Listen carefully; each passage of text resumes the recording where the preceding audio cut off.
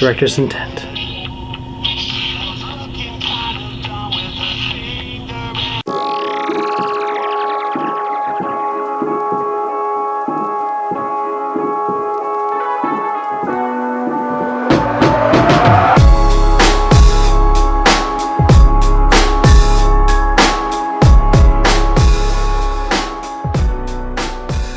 This has been an incredibly difficult review to write, mostly because I adore the Pocket. I mean, when it was first announced in 2019, I thought there was no way I'd ever get my hands on one.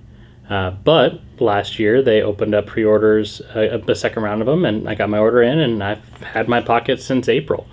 And like I said, I adore it. It's great. So here I am with this device that I love, that I'm overjoyed that I was able to get my hands on, and yet I'm having such a hard time putting my words together. Why am I having such a hard time with this?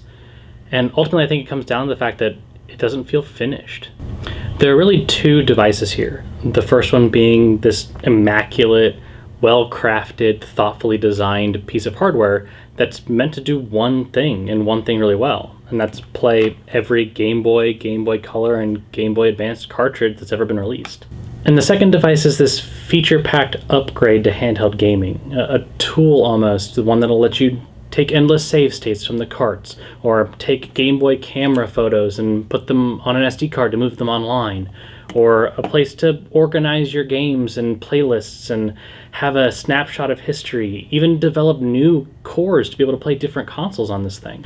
Now, I can review the first of these two devices today, and there's a good amount to discuss. But the second one, I can't yet because the features aren't here. Analogue has said they're going to be releasing a lot of these features in the 1.1 OS update that's coming later this month. So you can think of this as part 1 of 2 of the Analogue Pocket review. So in reviewing the Game Boy part of this, what I actually can talk about today, I'm going to spend a bulk of it talking about hardware and design. On the design front, this thing is a real looker. Made from matte plastic, Analogue has taken the original DMG design and given it a modern and minimal coat of paint. The back shares a familiar ribbed pattern to its predecessor, and the front carries some divisive unlabeled buttons and a Gorilla Glass covered 3.5-inch display. And the display is really where the Pocket stands above the rest. With a resolution of 1600 by 1440, the Pocket is exactly 10 times the resolution of the DMG. This allows it to scale up games to a pixel-perfect level. Colors are vibrant, text and sprites are crisp, and gameplay is buttery smooth with variable refresh rate. Some other notable specs: the Pocket supports 18-watt fast charge through USB-C, a 4300 mAh battery, SD card storage, and stereo speakers. That last one is particularly interesting because while these carts were designed to support stereo audio, all of the Game Boys only had one speaker, so they all played in mono. And I can't really express how special it is to hear the music and the soundtrack and the sound effects that these games had the way that they were intended to be played.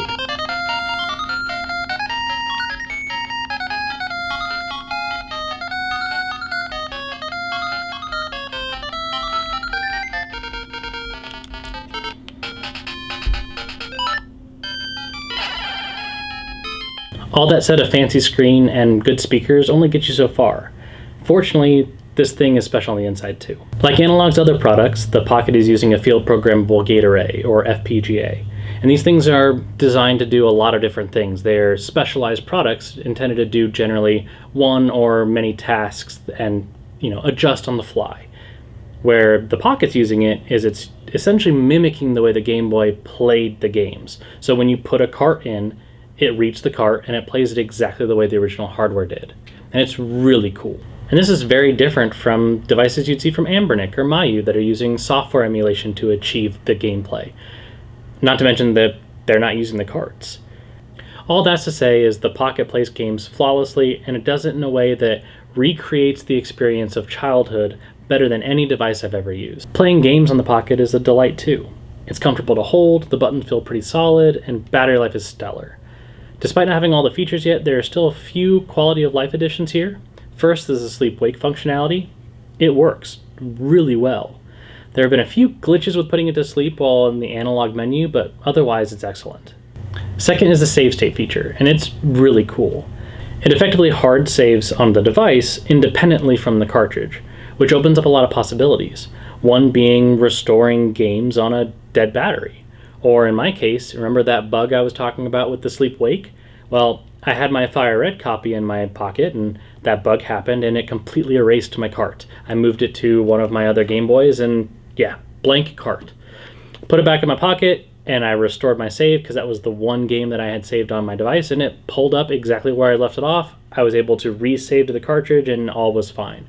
And it was almost particularly devastating because I have a natural shiny Charmander on here that I've been waiting to move to Pokemon Bank through my DS. Right now you can only have one save stored on the Pocket, but that's supposed to be expanding later on. Finally is the screen filters. Analogue is really touting its game preservation efforts, and the filters are one of the clearest examples of that.